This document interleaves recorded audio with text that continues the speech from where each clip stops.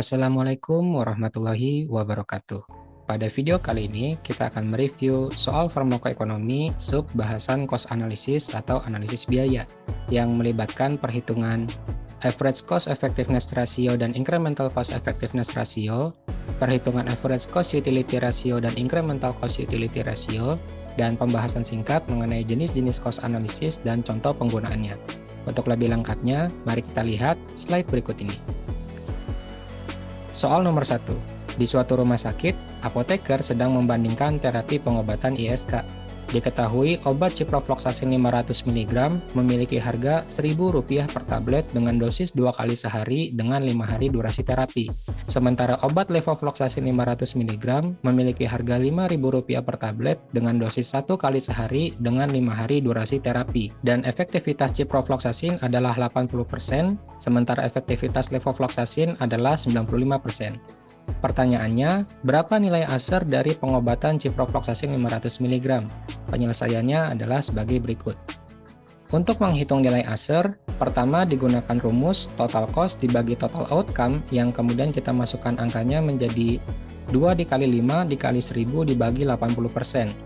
Nah, 2 dikali 5 ini adalah total tablet yang digunakan selama 5 hari pemakaian dengan dosis 2 kali sehari ya rekan-rekan.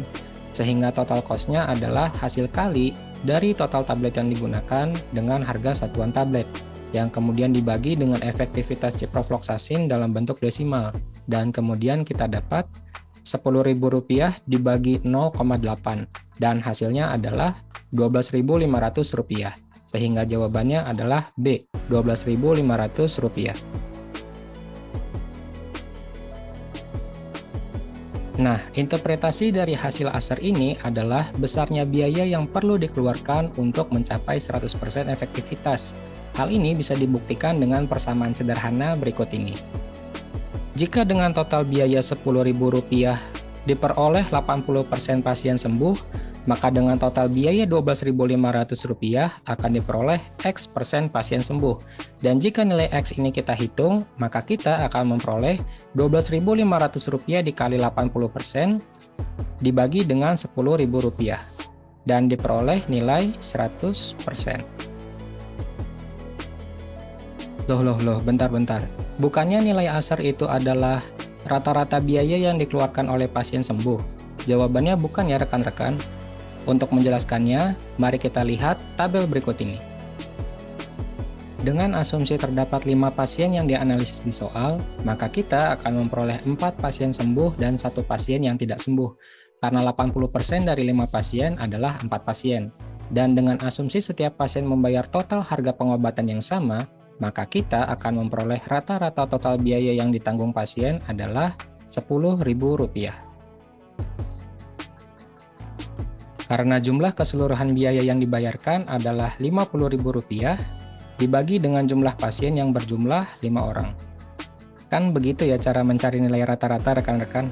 Nah, sementara di rumus ASER, total biaya yang dikeluarkan hanya dibagi dengan jumlah pasien yang sembuh saja. Yang artinya jika kita merunut pada contoh tabel ini, total biaya yang Rp50.000 tadi bukan dibagi dengan 5 pasien, tetapi dibagi dengan 4 pasien. Dan hasil yang rekan-rekan peroleh pasti sama, yaitu Rp12.500. Itulah mengapa nilai ASER akan selalu lebih tinggi dari nilai rata-rata total biaya pengobatan. Dan kalau rekan-rekan masih kurang yakin dengan rentang data yang ada pada tabel ini, rekan-rekan dapat menggunakan interval data yang lebih besar, seperti 10 pasien, 100 pasien, ataupun lebih. Rekan-rekan pasti akan mendapatkan hasil yang sama, untuk total biaya sejumlah Rp10.000 per pasien. Gimana? Agak beda nggak dengan yang rekan-rekan dapat pas kuliah? Kalau beda, coba kita diskusi di kolom komentar ya. Hehehe. Nah, tetapi yang penting dan perlu dinotis adalah hasil dari ASER ini tidak dapat berdiri sendiri, karena dia tidak memiliki pembanding atau komparator, sehingga diperlukan perhitungan yang menggunakan nilai ASER pembanding untuk mengetahui obat mana yang cost efektif. Nah, perhitungan tersebut dikenal juga dengan ICER, atau Incremental Cost Effectiveness Ratio, yang pembahasannya adalah sebagai berikut.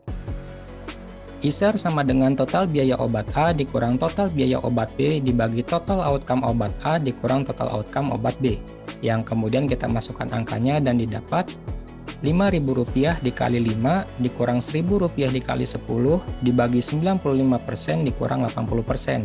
Dan selanjutnya kita dapatkan total cost masing-masing obat serta nilai efektivitas dalam bentuk desimal, yaitu Rp25.000 dikurang Rp10.000 dibagi 0,95 dikurang 0,8. Lalu dihitung selisihnya hingga diperoleh Rp15.000 dibagi 0,15. Dan hasilnya adalah Rp100.000.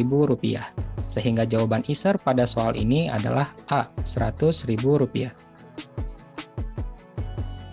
Nah, sebagaimana yang rekan-rekan ketahui, interpretasi dari nilai ISER ini adalah besarnya biaya yang perlu dikeluarkan untuk mendapatkan outcome yang lebih. Tetapi, apakah benar batasan pengertiannya hanya seperti itu? Sebagai bahan pertimbangan untuk rekan-rekan, dengan mengambil contoh yang sama pada perhitungan ASER sebelumnya, jika dengan total biaya Rp15.000 dapat diperoleh peningkatan efektivitas sebesar 15% atau 0,15, maka untuk mencapai efektivitas 100% diperlukan biaya sebesar 100% dikali Rp15.000 dibagi 15%, yang jika rekan-rekan hitung, rekan-rekan juga akan mendapatkan hasil yang sama, yaitu Rp100.000. Nah, jadi apa sebenarnya link atau hubungan atau benang merah dari 100% ini? Jawabannya adalah 100% ini adalah garansi dari perhitungan yang kita lakukan. Jadi cara menginterpretasikan jawaban dari perhitungan ini adalah diperlukan biaya sebesar Rp100.000 untuk pasien yang gagal diterapi oleh ciprofloxacin 500 mg dan ingin pindah ke terapi levofloxacin 500 mg dengan peningkatan potensi keberhasilan sebesar 15%, yang berarti total keberhasilannya 95% karena 80% ditambah 15%, dengan garansi keberhasilan sebesar 100%. Nah, berbeda dengan perhitungan ASER yang sudah dijelaskan sebelumnya, yang menyatakan bahwa 100%-nya adalah 100% efektivitas. 100% di ISER ini adalah garansi 100% jumlah pasien sembuh akan meningkat sebesar 15%. Artinya, jika ada 100 orang dari kelompok pasien yang mengkonsumsi ciprofloxacin 500 mg dan yang tidak sembuh ada 20 orang, karena efektivitas 80%, dan pasien yang tidak sembuh ini ingin melakukan pergantian terapi menjadi levofloxacin 500 mg dengan pertambahan biaya sebesar Rp100.000, maka 15 orang dari total 20 orang pasien yang tidak sembuh tersebut secara teoritis akan sembuh dengan garansi 100%. Hal inilah yang menyebabkan perdebatan antara ahli ekonomi sebenarnya. Karena dengan begini, pengertian dari ISER adalah besarnya biaya yang perlu dikeluarkan untuk mendapatkan outcome yang lebih dengan garansi 100%. Di garansi 100% ini yang sebenarnya diperdebatkan.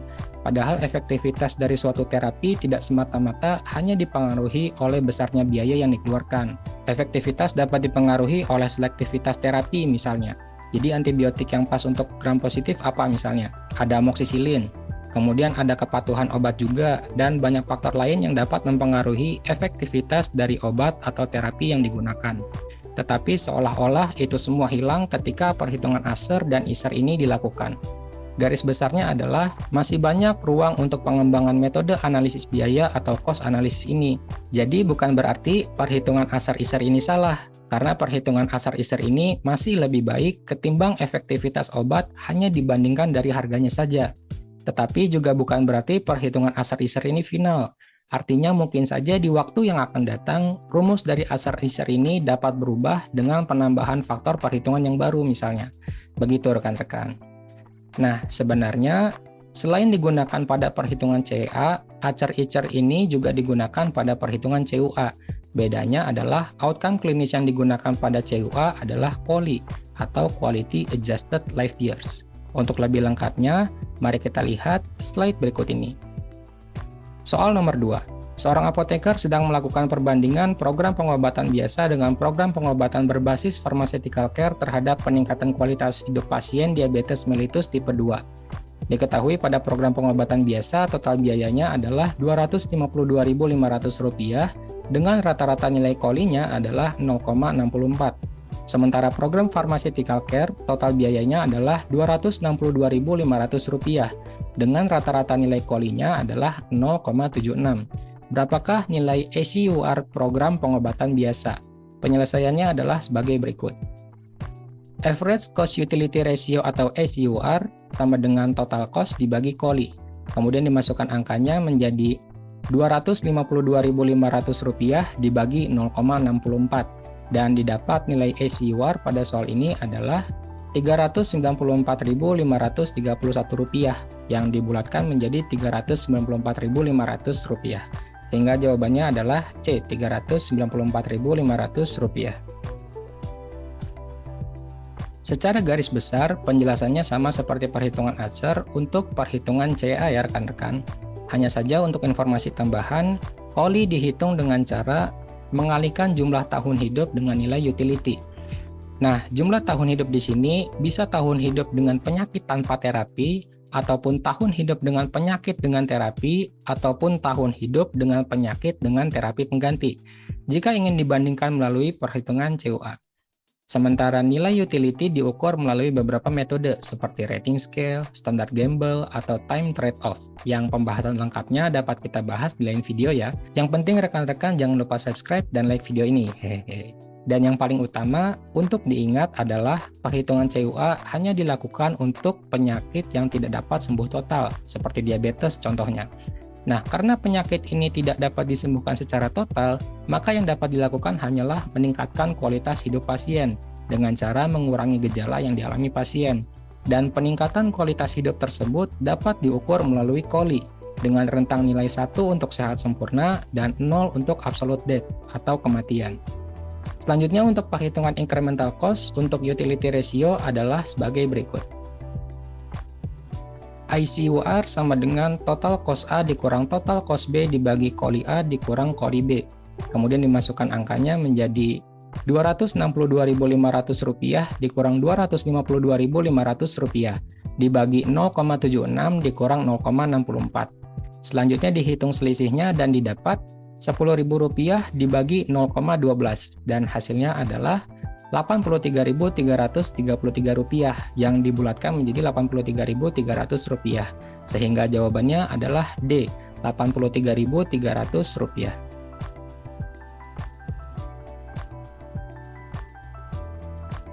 Untuk penjelasannya, secara garis besar sama dengan perhitungan ISER ya. Oh ya, sebagai informasi tambahan, karena nilai COLI hanya ada pada rentang 0 hingga 1, maka sebenarnya 0,12 diselisih COLI ini sama nilainya dengan 12% ya rekan-rekan. Hehehe. Oke, sebelum kita akhiri review kali ini, mari kita bahas ringkasan materi mengenai soal cost analysis pada video kali ini. Ringkasan yang pertama adalah persamaan dan perbedaan antara CA dan CUA. Perbedaan dari kedua metode farmakoekonomi ini adalah pada perhitungan CA digunakan nilai outcome klinis seperti tekanan darah, suhu tubuh, persen efektivitas, dan lain sebagainya. Sementara untuk CUA digunakan nilai outcome peningkatan kualitas hidup berupa COLI yang dapat dihitung dengan cara mengalihkan jumlah tahun hidup dengan utilitas.